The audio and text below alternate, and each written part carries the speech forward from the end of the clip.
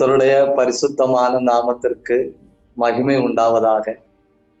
ஆசீர்வாதமான இந்த நாள் மாலை நேரத்திலேயும் நாம் ஒருமித்து உன்னதமான தேவனுடைய பாதத்துல கடந்து வரும்படி, தேவனுடைய வசனங்களை தியானிக்கும்படி ஆண்டவர் தந்த நல்ல வாய்ப்புக்காக, கிருபைகளுக்காக கர்த்தரை ஸ்தோத்திரிக்கிறேன். மாற்றனையாவுக்காக கர்த்தரை ஸ்தோத்திரிக்கிறேன். மஸ்கட்டிலிருந்து செயல்படுகிற தேவ சபைக்காக, தேவ மனிதர்களுக்காக, பல இடங்களிலிருந்து கவனிக்காக ஆண்டவரை வாழ்த்துகிறேன், மகிமைப்படுத்துகிறேன்.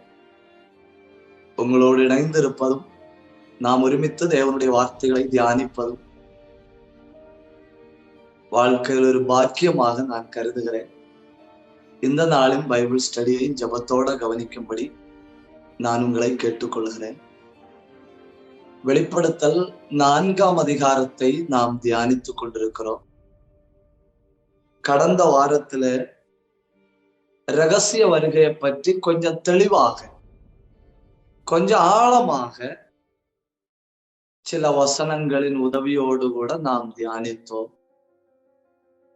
அதை தொடர்ந்து இந்த வெளிப்படுத்தல் 4-5 அதிகாரங்கள் முக்கியமாக எவைகளை பற்றி பேசுகிறது, அந்த அதிகாரங்கள் முக்கியமாக எதை பற்றி பேசுகிறது என்று நாம் சிந்திக்க தொடங்கி, சிங்காசனங்களை குறித்து பேசுகிறது என்று நாம் கற்றுக்கொண்டோம்.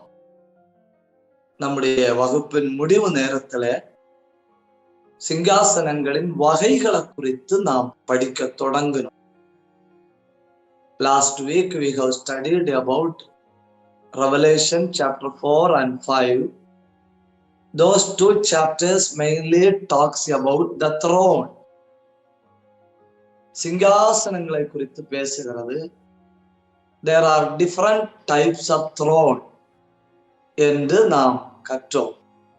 அதுல ஒரு சிங்காசனத்தை நாம் கற்றுக்கொண்டோம். அது என்ன சிங்காசனம்? Throne of Grace. எபிரேயர் 4ஆம் அதிகாரம் 16 கொண்டோம். ஆண்டவருக்கு சொல்லி இருக்கிற 2வது சிங்காசனம் வெளிப்படுத்தல் 22ஆம் அதிகாரம் 3வது வசனம். அந்த வசனத்தை கொஞ்சம் வாசிங்க. Revelation 22:3, வெளிப்படுத்தல் 22:3. இனி ஒரு சாபமும் இராது, தேவனும் ஆட்டுக்குட்டியானவரும் இருக்கிற சிங்காசனம் அதில் இருக்கும். இந்த சிங்காசனம் ராயல் த்ரோன். ஒண்ணு கிருபையின் சிங்காசனம், த்ரோன் ஆஃப் மர்சி. ஆனா இது ராயல் த்ரோன், ராஜாசனம். 3வது ஆண்டவருக்கு சொல்லி இருக்கிற சிங்காசனம் வெளிப்படுத்தல் 20ஆம் அதிகாரம் 11வது வசனம். வெளிப்படுத்தல் 20:11. பின்பு நான் பெரிய வெள்ளை சிங்காசனத்தையும் அதன் மேல் வீற்றிருக்கிறவரையும் கண்டேன். அவருடைய சமூகத்தில் இருந்து பூமியும் வானமும் அகன்று போயின, அவைகளுக்கு இடம் காணப்படவில்லை. Revelation 20:11 ஆகுமையா. Revelation 20:11. இது throne of judgment, நியாய தீர்ப்பின் சிங்காசனம். 1 கிருபையின் சிங்காசனம், 2 ராஜாசனம், 3 நியாயாசனம், 4 வெளிப்படுத்தல் 3:21. வெளிப்படுத்தல் 3:21. நான் ஜெயங்கொண்டு என் பிதாவினுடைய சிங்காசனத்திலே அவரோடே கூட உட்கார்ந்தது போல ஜெயம் கொள்ளுகிறவன் எவனோ அவனும் என்னுடைய சிங்காசனத்தில் என்னோடே கூட உட்காரும்படிக்கு அருள் செய்வேன். இது மேரேஜ் சேம்பர். மணமகனும் பக்கத்துல மணமகளும் உட்கார்ந்து இருக்குவாங்க இல்லையா, மணமேடை. இது மேரேஜ் சேம்பர். அப்போ ஆண்டவருக்கு வேதத்துல 4 சிங்காசனங்கள். 1 கிருபாசனம், 2 ராஜாசனம், 3 நியாயாசனம், 4 மணமேடை. ஆங்கிலத்துல the throne of mercy, royal throne, the throne of judgment, marriage chamber. இப்படி 4 சிங்காசனங்கள் ஆண்டவருக்கு வேதத்துல சொல்லப்பட்டிருக்கிறது. இப்ப நாம வெளிப்படுத்தல் 4ஆம் அதிகாரத்துல ஒரு சிங்காசனத்தை பார்க்கிறோம். இது என்ன சிங்காசனம் அப்படின்னா அந்த 2வது வகை நாம பார்த்தோம் இல்லையா, ராஜாசனம். அதாக்கும் இந்த சிங்காசனம். தயவு செய்து புரிந்து கொள்ளுங்கள். there are 4 different types of thrones. 4 வித்தியாசமான சிங்காசனங்கள் ஆண்டவருக்கு பைபிள்ல உண்டு. கிருபாசனம், ராஜாசனம், நியாயாசனம், மணமேடை. அல்லது மணமகனும் மணமகளும் ஒருமித்து உட்கார்ந்திருக்கிற அந்த சிங்காசனம். ஆனா இந்த வெளிப்படுத்தல் 4ல நாம காண்கிறது ராஜாசனமாக்கும், ராயல் த்ரோன். அத ஒன்னை நீங்க தயவாய் புரிந்து கொள்ளணும். இனி அந்த ராயல் த்ரோனை குறித்து கொஞ்சம் காரியங்களை நாம அறிந்து கொள்ளணும். இந்த சிங்காசனத்தை அல்லது இந்த வெளிப்படுத்தல் 4ல சொல்லப்பட்டிருக்கிற ராஜாசனத்தை குறித்து சில காரியங்களை நாம் அறிந்து கொள்ளணும். அத ஆங்கிலத்துல ஒரு 3H நீங்க ஞாபகத்தில் வச்சுக்கணும். 3H, triple H. 1, இந்த சிங்காசனம் ஹை த்ரோன், உயர்ந்த சிங்காசனம். ஏசாயா 6:1. 2, இந்த சிங்காசனம் ஹோலி த்ரோன், பரிசுத்த சிங்காசனம். சங்கீதம் 20:6. 3, இந்த சிங்காசனம் ஹெவன்லி த்ரோன், பரலோக சிங்காசனம். சங்கீதம் 11:4. அப்போ இது ஹை த்ரோன், இது ஹோலி த்ரோன், இது ஹெவன்லி த்ரோன். உயர்ந்த சிங்காசனம், பரிசுத்தமான சிங்காசனம், பரலோக சிங்காசனம். அந்த 3 வசனங்களையும் தயவு செய்து வேகமாய் நீங்க வாசித்து உதவி பண்ணணும். ஏசாயா 6:1, சங்கீதம் 20:6, சங்கீதம் 11:4. Isaiah chapter 6 verse 1, Psalms 20 and verse number 6, Psalms 11 verse number 4. உசியா ராஜா மரணமடைந்த வருஷத்தில் ஆண்டவர் உயரமும் உன்னதமான சிங்காசனத்தில் மேல் வீற்றிருக்க கண்டேன். உயரமும் உன்னதமான சிங்காசனம், ஹை த்ரோன். சங்கீதம் 20:6. கர்த்தர் தாம் அபிஷேகம் பண்ணினவரை ரட்சிக்கிறார் என்பதை இப்பொழுது அறிந்திருக்கிறேன். தமது வலது கரம் செய்யும் ரட்சிப்பின் வல்லமைகளை காண்பித்து தமது பரிசுத்த வானத்திலிருந்து அவருடைய ஜெபத்தை கேட்பார். Holy throne. 3, heavenly throne. சங்கீதம் 11:4. கர்த்தர் தம்முடைய பரிசுத்த ஆலயத்தில் இருக்கிறார். கர்த்தருடைய சிங்காசனம் பரலோகத்தில் இருக்கிறது. கர்த்தருடைய சிங்காசனம் பரலோகத்தில் இருக்கிறது. கர்த்தருடைய சிங்காசனம் உயரமானது, ஹை. கர்த்தருடைய சிங்காசனம் பரிசுத்தமானது, ஹோலி. கர்த்தருடைய சிங்காசனம் பரலோகத்தில் இருக்கிறது, ஹெவன்லி. அடுத்து ஒரு 3 வார்த்தைகளை கூட நீங்க அறிந்திருக்கணும். 4, கர்த்தருடைய சிங்காசனம் எவர்லாஸ்டிங் த்ரோன்.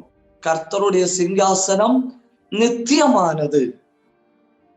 அது 1 தீமோத்தேயு 6ஆம் அதிகாரம் 15வது வசனம். அந்த பிரசன்னமாகுதலை தேவன் தம்முடைய காலங்களில் வெளிப்படுத்துவார்.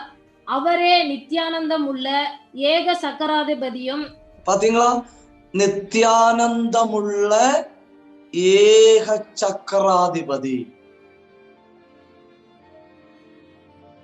சில ராஜ்யங்கள்ல ஒரு ஆளுகை காலம் அப்படின்னு சொன்னா அந்த ராஜா அரசாட்சியில வந்து அவரு மரிச்சு போகிறது வர அரசாட்சியின் காலம். ஒரு ஒரு ஒரு பீரியட் ஆஃப் ரெயின், ஒரு ஆளுகை காலம் அப்படின்னா என்ன? ஆட்சியில இருக்கிற ஆள் மரித்து போவது வரையோ, அவர் வீழ்த்தப்படுகிறது வரையோ. ஆனா இந்தியாவுல அப்படி இல்லை. இந்தியாவுல ஒரு ஆட்சி காலம் அப்படின்னா 5 ஆண்டுகள். சில நாடுகள்ல ஒரு ஆட்சி காலம் அப்படின்னா அந்த அரசன் மரிக்கிறது வரையோ அந்த அரசன் வீழ்த்தப்படுகிறது வரையோ. ஆனா இந்தியாவுல ஒரு ஆளுகை காலம் அப்படின்னா 5 ஆண்டுகள். அமெரிக்காவுல ஒரு ஆளுகை காலம் அப்படின்னா 4 ஆண்டுகள். இந்தியாவுல ஒரு ஆளுகை காலம் 5 ஆண்டு, அமெரிக்காவுல ஒரு ஆளுகை காலம் 4 ஆண்டு, சுவிட்சர்லாந்துல ஒரு ஆளுகை காலம் 1 ஆண்டு. அப்போ மரிக்கிறது வரை உள்ள ஆளுகை 5 வருட ஆளுகை, 4 வருட ஆளுகை, 1 ஆண்டு ஆளுகை. ஆனா பரலோகத்தின் சிங்காசனம் இருக்க, அது நித்தியானந்தம் உள்ள ஏக சக்கராதிபதி. காலங்கள் மாறினாலும், காண்பவைகள் எல்லாம் மாறினாலும், எவர்லாஸ்டிங் த்ரோன், நித்தியானந்த நித்தியமான சிங்காசனம். கை உயர்த்தி ஒரு அல்லேலியா சொல்லுங்க. அடுத்து இந்த பரலோகத்தின் சிங்காசனத்தை குறித்து, ஆண்டவருடைய சிங்காசனத்தை குறித்து நாம் அடுத்து அறிந்திருக்க வேண்டிய ஒரு காரியம், இது நீதி உள்ள சிங்காசனம். 89ஆம் சங்கீதம் 14ஆம் வசனம். நீதியும் நியாயமும் அதன் ஆதாரம். அந்த வார்த்தையை பாருங்க. நீதியும் நியாயமும் உம்முடைய சிங்காசனத்தின் ஆதாரம். நீதியும் நியாயமும் உம்முடைய சிங்காசனத்தின் ஆதாரம். அப்படின்னா பரலோகத்தின் தேவனுடைய சிங்காசனம், இட்ஸ் a righteous throne. அது நீதி உள்ள சிங்காசனம். 6 glorious throne, மகிமையுள்ள சிங்காசனம்.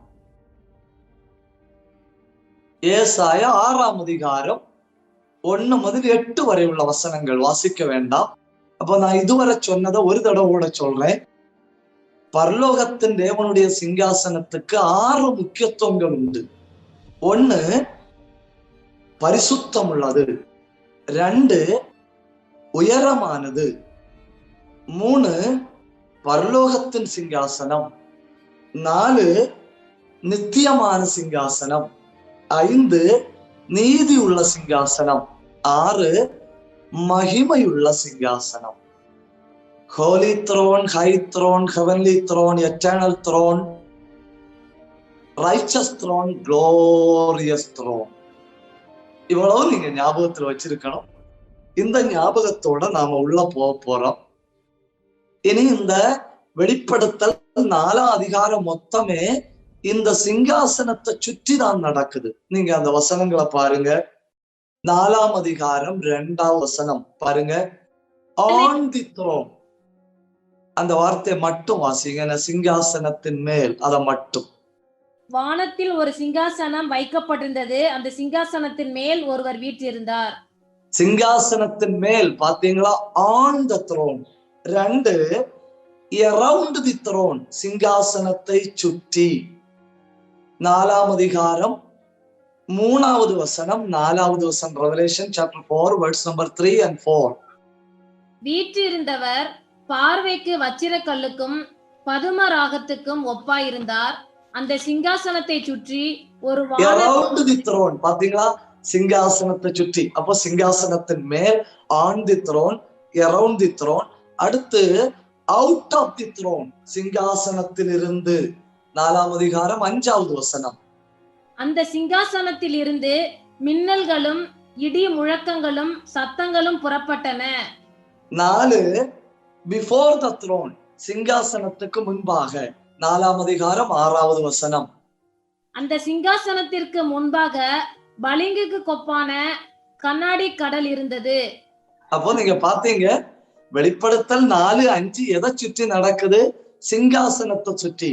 On the throne, around the throne, before the throne, out of the throne. சிங்காசனத்தின் மேல், சிங்காசனத்தை சுற்றி, சிங்காசனத்தில் இருந்து, சிங்காசனத்துக்கு முன்பாக. இனி அந்த சிங்காசனம் எங்க இருக்குன்னு பாருங்க. Place of the throne. 4ஆம் அதிகாரம் 2வது வசனம். உடனே ஆவிக்குள்ளானேன். அப்பொழுது இதோ வானத்தில் ஒரு சிங்காசனம் வைக்கப்பட்டிருந்தது. அந்த அப்போ இந்த சிங்காசனம் எங்க இருக்கு? Place of the throne is in heaven. ஆவிக்குள்ளாகி அவன் பார்க்கிறான், சிங்காசனம் இருக்கிறது பரலோகத்துக்குள்ள. இனி the person on the throne, சிங்காசனத்தின் மேல் உட்கார்ந்திருந்தவர், அவரை நமக்கு ஒவ்வொன்னா பார்க்கலாம். அவர் எப்படி இருக்காருன்னு பாருங்க. 3வது வசனம். வீற்றிருந்தவர் பார்வைக்கு வச்சிரக்கல்லுக்கும் பதுமராகத்துக்கும் ஒப்பாயிருந்தார். வீற்றிருந்தவர் எப்படி இருக்கிறார்னு பாருங்க. Number 1, look like jasper. எப்படி இருக்காரு? வச்சிரக்கல்லுக்கு ஒப்பா இருக்கிறார். கற்களில் கொஞ்சம் உறுதி உள்ள கல்லாக்கும் வச்சிரக்கல். எசேக்கியேல் 3ஆம் அதிகாரம் 9வது வசனம். It's one of the strong stones. Ezekiel chapter 3 and verse number 9. உன் நெற்றியை வச்சிரக்கல்லை போலாக்கினேன், கண்மலையும் கெட்டியாக்கினேன். வச்சிரக்கல் என்பது நல்ல உறுதி உள்ள ஒன்று. இனி அந்த வச்சிரக்கல்லின் நிறம், இதுக்கு தமிழ்ல 2 பெயர்கள் உண்டு. ஒன்னு வச்சிரக்கல், இன்னொன்னு எஸ்பி. எஸ்பி யா இஸ் பி. நீங்க யாத்திரையாகமத்தின் புஸ்தகத்துல போய் வாசிச்சா இதோட பேரு எஸ்பி ஆகும். யாத்திரையாகமம் 39ஆம் அதிகாரம் 10வது வசனம். Exodus chapter 39 and verse number 10. அதிலே 4 பத்தி ரத்தின கற்களை பதித்தார்கள். முதலாம் பத்தி பத்மராகமும் புஷ்பராகமும் மாணிக்கமும், 2ஆம் பத்தி மரகதமும் இந்திர நீலமும் வச்சிரமும், 3ஆம் பத்தி கெம்பும் வைடூரியமும் சுகந்தியும், 4ஆம் பத்தி படிக பச்சையும் கோமேதகமும் எஸ்பியுமானது. அவைகள் அந்தந்த இடங்களிலே பொன் குவளைகளில் பதிக்கப்பட்டிருந்தது. நீங்க கடைசியில வாசிங்க எஸ்பி. அந்த எஸ்பி ஆக்கும் ஆங்கிலத்துல ஜாஸ்பர். அப்போ இதுக்கு 2 பேருண்டு. வச்சிரக்கல்னு பேருண்டு, எஸ்பி அப்படின்னு பேருண்டு. ஆக எஸ்பின்னு இருந்தாலும் வச்சிரக்கல்னு இருந்தாலும் அது ஜாஸ்பர் ஆக்கும். ஒயிட் இன் கலர், ஸ்ட்ராங், கடினமானது, உறுதியானது, வெள்ளை நிறத்தை உடையது. அதுல ஏதாவது வந்து பட்டா, வெளிச்சம் விழுந்தா என்ன செய்யும் தெரியுமா? ரிஃப்ளெக்ட் ஆகும், அது பிரதிபலிக்கும். இது எதை காட்டுதுன்னு கேட்டா தேவனுடைய பரிசுத்தத்தை காட்டுகிறது. வச்சிரக்கல் எதை காட்டுகிறது? தேவனுடைய பரிசுத்தத்தை காட்டுகிறது. 2வது வீற்றிருந்தவர் எப்படி இருக்காருன்னு பாருங்க. பார்வைக்கு பதுமராகம் போல. பாத்தீங்களா? பதுமராகம் போல. வெளிப்படுத்தல் 4:3. வீற்றிருந்தவர் பதுமராகத்துக்கும் ஒப்பாயிருந்தார். பதுமராகத்துக்கு ஆங்கிலத்துல 2 பேரும். ஒன்னு சர்டியஸ், 2 கர்னலியன் அப்படிங்கிற பேரும் உண்டு, சர்டியஸ் அப்படிங்கிற பேரும் உண்டு. ஆக அப்போஸ்தலர் 10ஆம் அதிகாரத்துல நாம வாசிக்கிறோம் இல்லையா, ஒரு கொர்நெலியு. அந்த கொர்நெலியுனுடைய பேருக்கு அர்த்தம் என்னன்னு கேட்டா, கொர்நெலியுனுடைய பேருக்கு அர்த்தம் பத்மராகம். இதாக்கும் அந்த பத்மராகம் என்கிற கல். அத பாருங்க, பிளட் ரெட் இன் கலர், ரத்தம் போன்ற சிவப்பு நிறம். இப்போ ஒன்னு ரிஃப்ளெக்டிங் ஒயிட் இன் கலர், தேவனுடைய பரிசுத்தம். 2 பிளட் ரெட் இன் கலர், அது தேவனுடைய கோபம். ரோமர் 1ஆம் அதிகாரம் 18வது வசனம். சத்தியத்தை அநியாயத்தினாலே அடக்கி வைக்கிற மனுஷருடைய எல்லாவித அவபக்திக்கும் அநியாயத்துக்கும் விரோதமாய் தேவ கோபம் வானத்திலிருந்து வெளிப்படுத்தப்பட்டிருக்கிறது. என்ன பயங்கரம் பாத்தீங்களா? தேவன் பரிசுத்தத்துல மகா பரிசுத்தம் உள்ளவன், பரிசுத்தத்தில் பயங்கரமானவன். மறுபக்கம் நியாய தீர்ப்பில் பயங்கரமானவர். நாம அந்த ஆண்டவரை கூப்பிடும்படி பயன்படுத்துற வார்த்தையை பாருங்க, பரிசுத்தமுள்ள பிதாவே. பரிசுத்தம் சொல்லுது பக்கத்துல வராத, பயங்கரமானவர். அதே நேரத்துல தகப்பன், அது சொல்லுது பக்கத்துல வா. அதான் தேவன் அவருடைய பரிசுத்தமும் அவருடைய நியாய தீர்ப்பும். தேவன் பார்வைக்கு யோவான் பார்க்கிறாரு, வேற எதோட ஒப்புமைப்படுத்தணும்னு தெரியல. பார்வைக்கு வச்சிரக்கல்லுக்கும் பதுமராகத்துக்கும் ஒப்பா இருந்தா. நீங்க இனி இந்த பழைய ஏற்பாட்டின் ஆசாரியர்கள் மார்பதக்கத்துல கற்களை பதித்திருப்பார்கள். அதுல முதல் கல்லாக்கும் பத்மராகம், கடைசி கல்லாக்கும் ஜாஸ்பர், SP வச்சிரக்கல். இஸ்ரவேலின் 12 கோத்திரங்களை அவங்க சுமந்து கொண்டு நிற்பதற்கு அடையாளமாக ஆக்கும் அது பயன்படுத்தப்பட்டிருக்கிறது. இப்ப கர்த்தர் பார்வைக்கு எப்படி இருக்கிறார்? அவர் பார்வைக்கு பரிசுத்தத்திலையும் பயங்கரமானவர், அவர் பார்வைக்கு அவருடைய நியாய தீர்ப்பிலையும் பயங்கரமானவர்.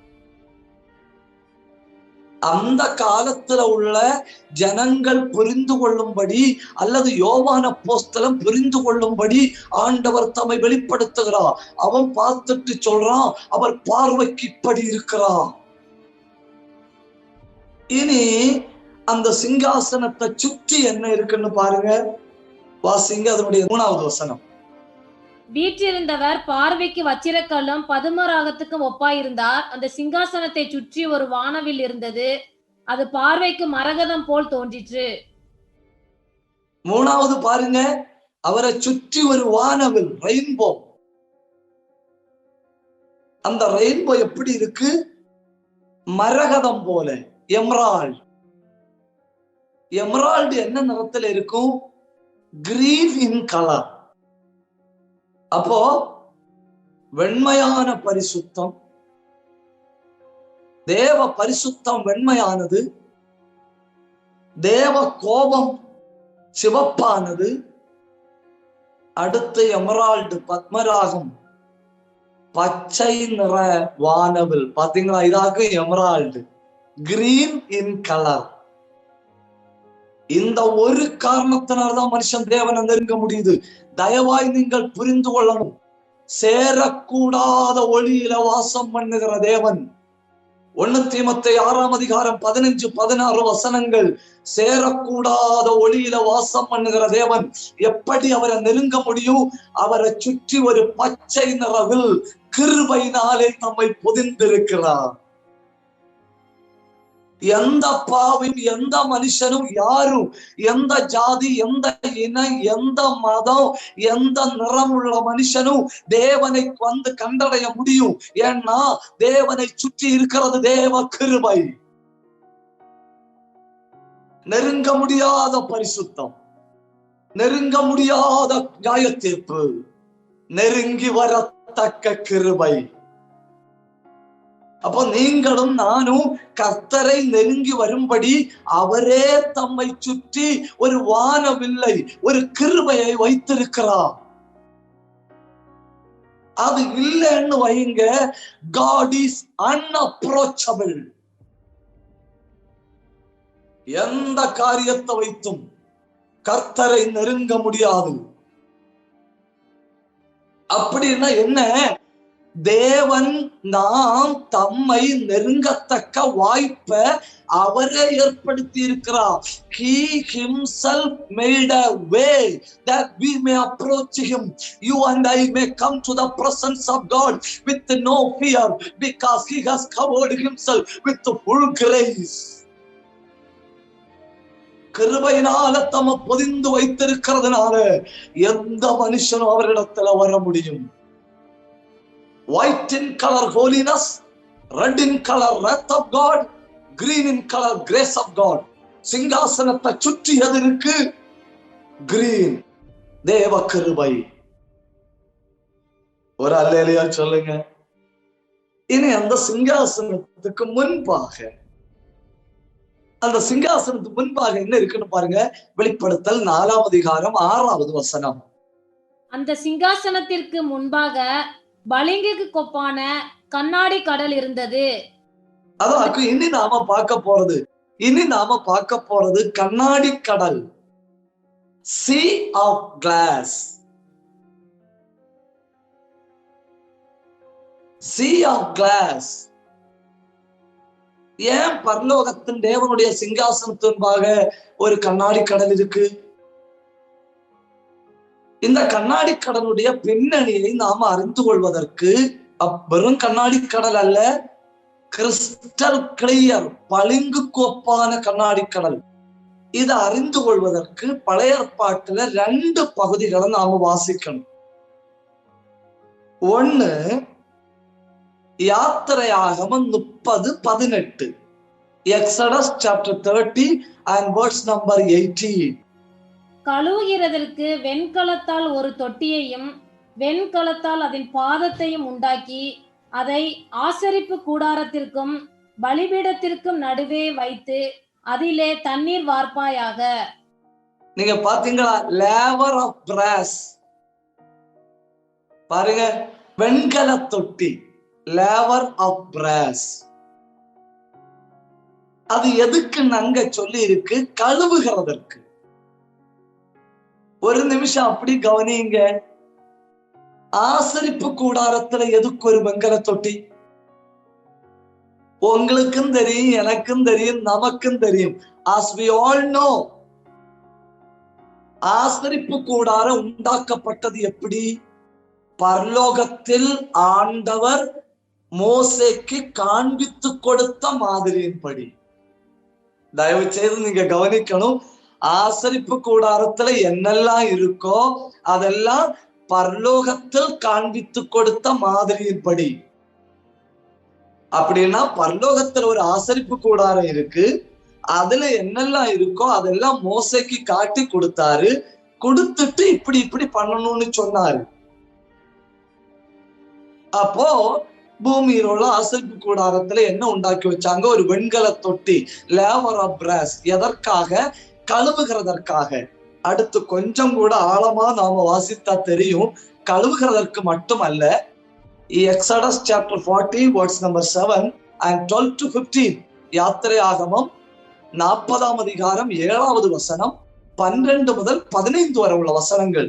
இவ்வளவு வசனங்களை வாசிக்கும் நமக்கு தெரியும், ஆசாரியர்கள் ஆசாரிய வஸ்திரம் உடுத்துவதற்கு முன்னர் ஸ்நானம் பண்ணணும்.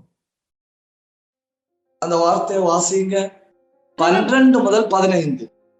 பின்பு ஆரோனையும் அவன் குமாரரையும் ஆசரிப்பு கூடார வாசலில் வரச் செய்து அவர்களை ஜலத்தினால் ஸ்நானம் பண்ணுவித்து, ஆரோனுக்கு பரிசுத்த வஸ்திரங்களை உடுத்தி எனக்கு ஆசாரிய ஊழியம் செய்யும்படிக்கு அவனை அபிஷேகம் பண்ணி அவனை பரிசுத்தப்படுத்துவாயாக. அவன் குமாரரையும் வரச் செய்து அவர்களுக்கு அங்கிகளை உடுத்தி அவர்கள் எனக்கு ஆசாரிய ஊழியம் செய்யும்படி அவர்களையும் அவர்கள் தகப்பனை அபிஷேகம் பண்ணினபடியே அபிஷேகம் பண்ணுவாயாக. அவர்கள் பெறும் அந்த அபிஷேகம் தலைமுறை தோறும் நித்திய ஆசாரியத்துவத்துக்கு ஏதுவாய் இருக்கும் என்றார். உங்களுக்கு எல்லாருக்கும் புரிஞ்சு, ஆசரிப்பு கூடாரத்துல பலிபீடத்துக்கு பக்கத்துல ஒரு தொட்டி, வெண்கல தொட்டி. 2 காரணங்கள். 1 கழுவுகிறதற்கு, 2 ஆசாரிய வஸ்திரம் உடுத்திக் கொண்டு கர்த்தருக்கு முன்பாக பலிபீடத்துல நிற்பதற்கு முன்ன ஸ்நானம் பண்ணணும். அதற்கு ஆசரிப்பு கூடாரத்துல வெண்கல தொட்டியும் அந்த வெண்கல தொட்டியில தண்ணீர் வார்த்து, அதுதான் இவங்க பண்ண முடியும். கொஞ்சம் கூட ஞானம் உள்ளவனாக்கும் சாலமோன்.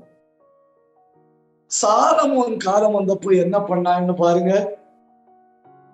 1 ராஜாக்கள் 7ஆம் அதிகாரம் 23, 24. 1 Kings chapter 7 verse 23 and 24. வெண்கல கடல் என்னும் தொட்டியையும் வார்ப்பித்தான். சுற்றிலும் சக்கரகாரமான அதனுடைய ஒரு விளிம்பு தொடங்கி மறு விளிம்பு மட்டும் அகலம் 10 முழமும் உயரம் 5 முழமும் சுற்றளவு 30 முழ நூலளவுமாய் இருந்தது. அந்த கடல் தொட்டியை சுற்றி விளிம்புக்கு கீழே அதை சுற்றிலும் மொக்குகள் ஒவ்வொரு முழத்திற்கு 10 10ஆக செய்யப்பட்டிருந்தது. வார்க்கப்பட்ட அந்த மொக்குகளின் வரிசைகள் 2ம் தொட்டியோடு ஒன்றாய் வார்க்கப்பட்டிருந்தது. இப்ப பாத்தீங்களா, மோசே ஆசரிப்பு கூடாரத்துல செஞ்சு வச்சப்போ வெண்கல தொட்டி, அதே நேரத்துல ஞானியாகிய சாலமோன் செய்து வச்சப்போ வெண்கல தொட்டி இல்ல, வெண்கல கடல். நீங்க எல்லாரும் பாக்குறீங்கன்னு நான் நம்புறேன். இதுவும் எதுக்குறான்?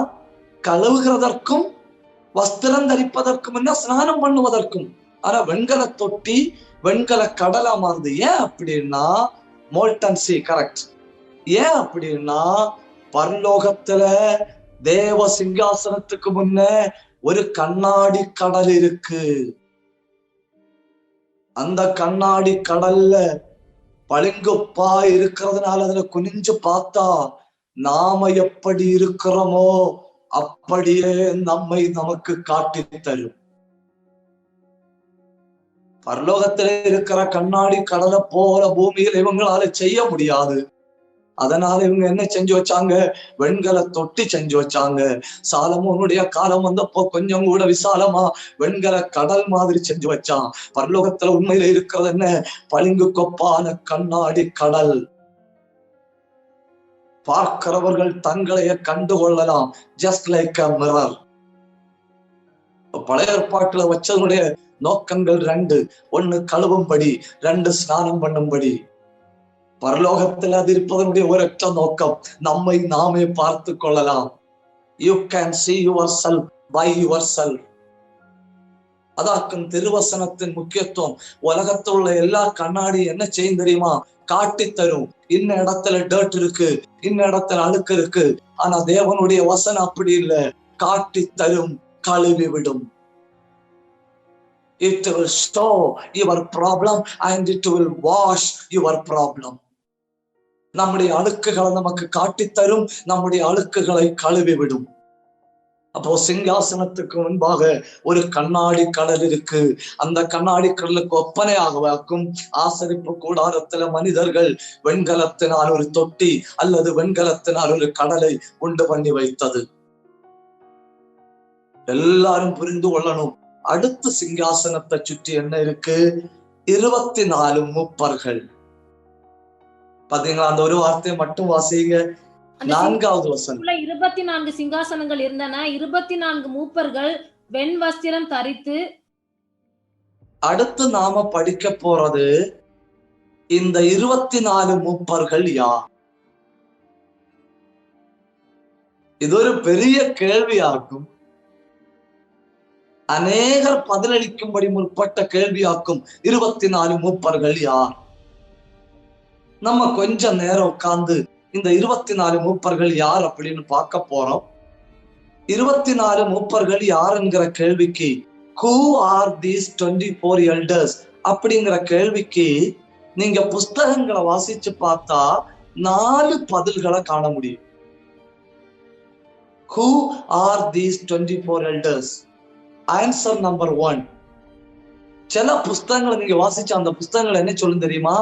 they are angels. எழுதி வைங்க. Number 1, they may be angels. அவர்கள் யாரா இருக்கலாம்? தூதர்களா இருக்கலாம். அதாவது கேருபீன்கள், சேராபீன்கள், கப்ரியேல், மிகாவேல் அப்படின்னு சொல்வதை போல 24 மூப்பர்கள் என்பது a group of angels அப்படிங்கிறது ஒரு வாதம். ஒரு கூட்டத்தினர், a group of people believe 24 elders are a group of angels. Okay, அது தவறானது.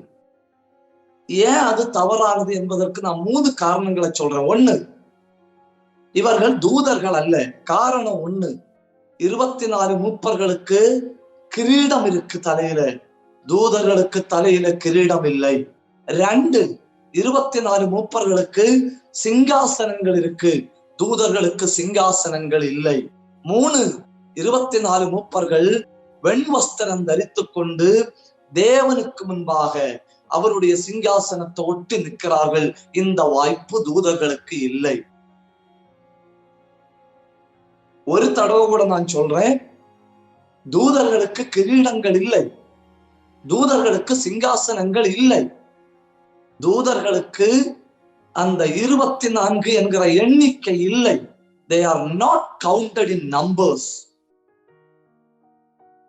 இரண்டாவது கூட்டத்தினர் என்ன சொல்றாங்க அப்படின்னு கேட்டா, இவர்கள் இஸ்ரவேலர்கள். 24 சிங்காசனங்கள் இருக்கிற மூப்பர்கள் யார்? இஸ்ரவேலர்கள். காரணம் என்ன அப்படின்னா, நீங்க இந்த நாளாகம புஸ்தகத்தை வாசித்தால் தெரியும். 1 நாளாகமும் 24ஆம் அதிகாரம் 5வது வசனமும் 7 முதல் 18 வரை உள்ள வசனமும், 1 Chronicle chapter 24 verse number 5 and verse number 7 to 18. இவ்வளவு வாசித்தா நமக்கு என்ன தெரியும்? ஆசாரியர்களின் முறை. எலெயாசாரின் புத்திரரிலும் இத்தாமாரின் புத்திரரிலும் பரிசுத்த ஸ்தலத்துக்கும் தேவனுக்கு அடுத்த காரியங்களில் பிரபுக்களா இருக்கும்படிக்கும் இவர்களுக்கும் அவர்களுக்கும் வித்தியாசம் பண்ணாமல் சீட்டு போட்டு அவர்களை வகுத்தார்கள். அப்படி 24 வகைகள். இப்ப அந்த வாதம் பண்றவங்க என்ன சொல்லுவாங்க? அந்த 24 வகைப்படி பரலோகத்துல அந்த 24 சிங்காசனங்கள் இஸ்ரவேலர்களுக்கு உள்ளது அப்படின்னு சொல்லுவார்கள். அவங்க ஆதாரமா சொல்ற வசனத்தை நான் சொன்னேன். 3வது கூட்டத்தினர் சொல்வது என்ன தெரியுமா? இது 12 + 12. அது எப்படி? மத்தேயு 19ஆம் அதிகாரம் 28வது வசனம். இஸ்ரவேலுக்கு 12, அப்போஸ்தலர்களுக்கு 12. வாசிங்க, மத்தேயு 19:28. அதற்கு இயேசு, மறு ஜென்ம காலத்திலே மனுஷகுமாரன் தம்முடைய மகிமையுள்ள சிங்காசனத்தின் மேல் வீற்றிருக்கும் போது என்னை பின்பற்றின நீங்களும் இஸ்ரவேலின் 12 கோத்திரங்களையும் நியாயந்தீர்க்கிறவர்களாக 12 சிங்காசனங்களின் மேல் வீற்றிருப்பீர்கள் என்று மெய்யாகவே உங்களுக்கு சொல்லுகிறேன். இயேசு சொல்றாரு, நான் சிங்காசனத்துல இருப்பேன். நீங்க 12 சிங்காசனத்துல இருந்து கொண்டு இஸ்ரவேலின் 12 கோத்திரங்களை, 12 + 12, நான் சிங்காசனத்துல இருப்பேன். அப்போ கிட்டத்தட்ட தெளிவா தோணுது. என்ன தோணுது? இஸ்ரவேலும் சபையும்.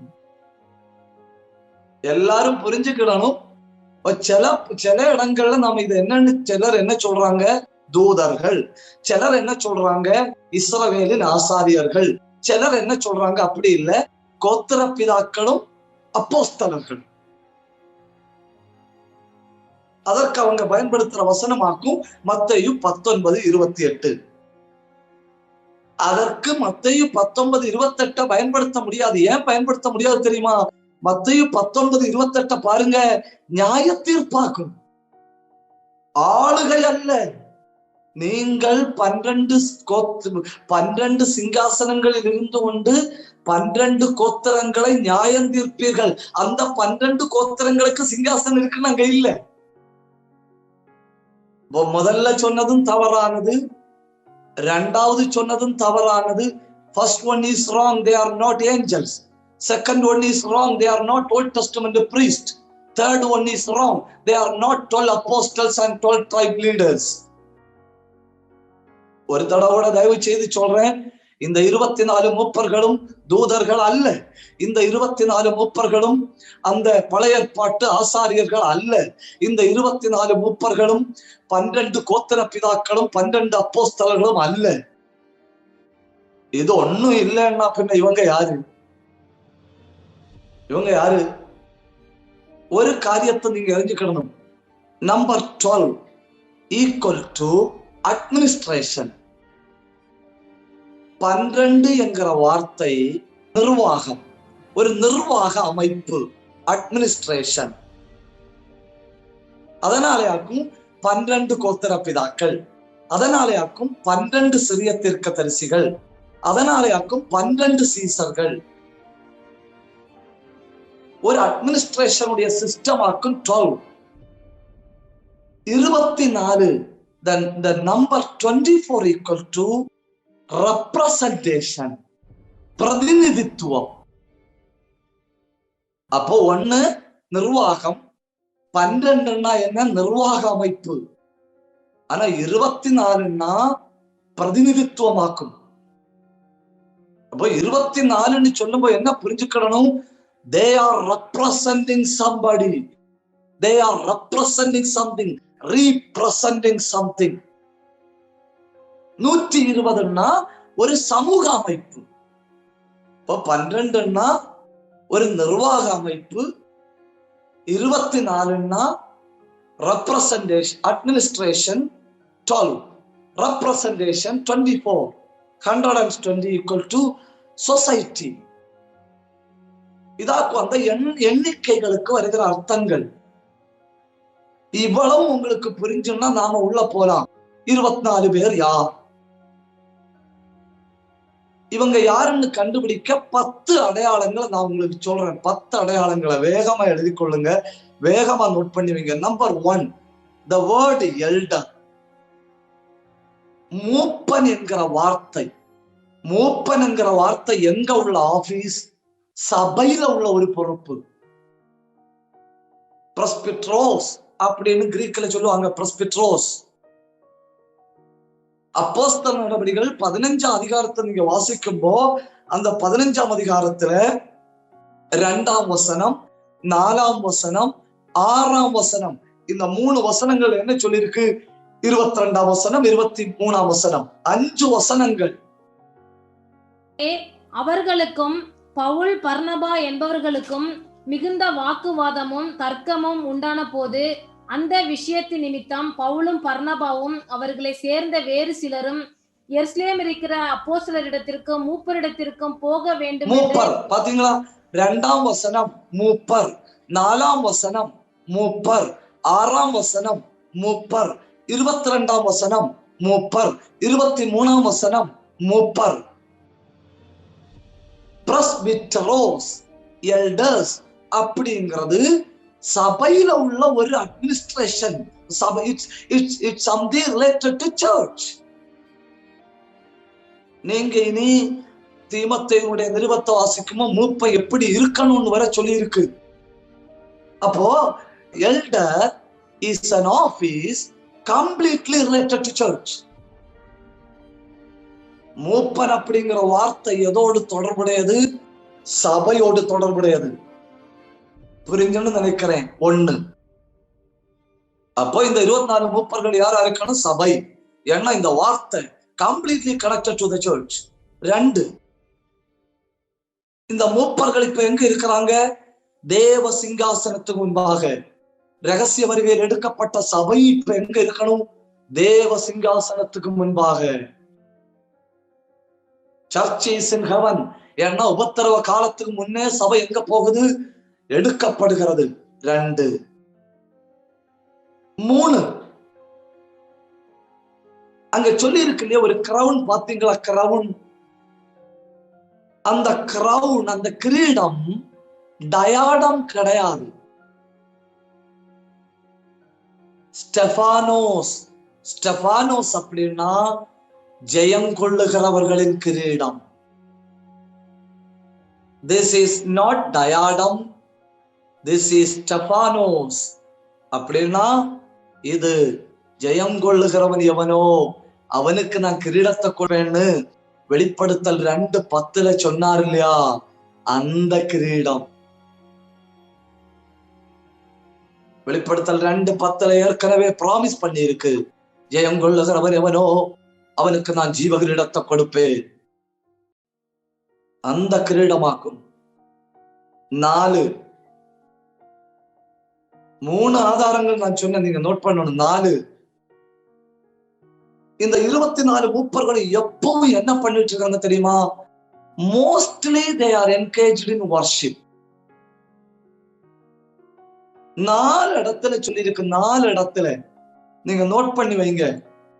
4ஆம் அதிகாரம் 10, 11 வசனம், 5ஆம் அதிகாரம் 8 முதல் 10 வரை உள்ள வசனம், 11ஆம் அதிகாரம் 16, 17 வசனம், 19ஆம் அதிகாரம் 4வது வசனம். ஒரு தடவை கூட நான் சொல்றேன். Revelation chapter 4 verse 10 and 11, Revelation chapter 5 verse 8 to 10, Revelation chapter 11 verse 16 and 17, Revelation chapter 19 verse 4. 4 இடங்களிலுமே 24 மூப்பர்களை ஆராதனையின் தொடர்பில தான் சொல்லி இருக்கு. They are worshipping. Worshipping is the duty of the church. அடுத்த ஆதாரம் 5. அவர்கள் உடுத்தி இருக்கிற வஸ்திரத்தை பாத்தீங்களா? ஒயிட் ரைமண்ட், வெண் வஸ்திரம். நேரம் இல்லாதனால கொஞ்சம் வேகமா போறேன். 3ஆம் அதிகாரம் 4வது வசனம், 3ஆம் அதிகாரம் 5வது வசனம், 3ஆம் அதிகாரம் 18வது வசனம், இதுல எல்லாம் கர்த்தர் சொல்லி இருக்காரு, வெண் வஸ்திரத்தை தருவே. அடுத்த ஆதாரம், கர்த்தருடைய சிங்காசனத்துக்கு பக்கத்துல சிங்காசனம் போட்டிருக்கு இவங்களுக்கு. இதுக்கு பேர் என்ன தெரியுமா? Sharing the throne. அதுக்குள்ள வசனங்களை தான் சொல்றேன். 2ஆம் அதிகாரம் 26, 27, 3ஆம் அதிகாரம் 21, என் சிங்காசனத்துல என் கூட இருப்பீர்கள்னு வாக்கு பண்ணினது சபைக்கு. ஆதாரம் 7, சபைய ராஜாக்கள்னு சொல்லி இருக்காரு. ஆதாரம் 8, church is called the priest. 7, 8 ஆதாரங்களை ஒருமிச்சு சொல்லணும்னா சபை ராஜாக்களும் ஆசாரியர்களும், கிரீடத்தை தலையில வச்ச ராஜாக்களும், ஆராதிக்கும்படி தேவ பிரசன்னத்தில் விழுந்து கிடக்கிற ஆசாரியர்களும். 1 பேதுரு 2ஆம் அதிகாரம் 9ஆம் வசனம், வெளிப்படுத்தல் 4ஆம் அதிகாரம், வெளிப்படுத்தல் 5ஆம் அதிகாரம் 10ஆம் வசனம், வெளிப்படுத்தல் 1ஆம் அதிகாரம் 6ஆம் வசனம். இத்தனை வசனங்களை வாசிக்கும்போ church is called the kings and priests. 9, சிங்காசனத்துல உட்கார்ந்து இருக்கிறார்கள். சபையை பார்த்தாக்குன்னு சொன்னாரு, I will make you to sit with me. என்னோடு கூட சிங்காசனத்தில் அமர பண்ணுவேன். எவிடன்ஸ் நம்பர் 10, அவர்கள் ஒரு பாட்டு பாடுனாங்க இல்லையா? அந்த பாட்டை வாசிங்க. Revelation chapter 5 verse 9 and 10. தேவரீர் புஸ்தகத்தை வாங்கவும் அதன் முத்திரைகளை உடைக்கவும் பாத்திரராய் இருக்கிறீர். ஏனெனில் நீர் அடிக்கப்பட்டு சகல கோத்திரங்களிலும், பாஷைக்காரரிலும், ஜனங்களிலும், ஜாதிகளிலும் இருந்து எங்களை தேவனுக்கென்று உம்முடைய இரத்தத்தினாலே மீட்டு கொண்டு. போதும். இந்த வார்த்தை எந்த தூதன் சொல்ல முடியும்? எங்களை உம்முடைய இரத்தத்தினால் மீட்டிருந்து. இந்த வார்த்தை எந்த கோத்திரப்பிதா சொல்ல முடியும்? எங்களை உம்முடைய இரத்தத்தினால் மீட்டிருந்து. சப தைரியத்தோட சொல்ல முடியும். சகல ஜாதியிலும், சகல கோத்திரத்திலும், சகல பாஷைக்காரிலும் இருந்து எங்களை உம்முடைய இரத்தத்தினால் மீட்டு கொண்டு. மீட்கப்பட்டவர்களாக்கு அவர்கள் redeemed people. அடுத்தவங்க பயன்படுத்துற வார்த்தையை பாருங்க, நாங்கள் அரசாளுவோம். உண்மையில 24 மூப்பர்கள் உண்மையில யாரு? representatives of the church. எந்த சந்தேகமும் வேண்டாம். நான் சொன்ன இந்த ஆதாரங்களை நீங்க மறுபடியும் பிளே பண்ணி பாருங்க. வேதத்தை கவனமா வாசிச்சு பாருங்க. சபையின் பிரதிநிதித்துவம் பரலோகத்துல இருக்கிறது. அதாக்கும் அந்த எல்லா ஆதாரங்களும் நமக்கு சொல்லி தருகிறது. இந்த ராத்திரி நான் சொல்றேன், தேவ பிள்ளைகளே, நமக்கு இருக்கிற பாக்கியத்தை நினைச்சு இக்காலத்து பாடுகள், வரப்போகிற மகிமை, இக்காலத்து பாடுகள் வரப்போகிற மகிமைப்படத்தக்கது அல்ல.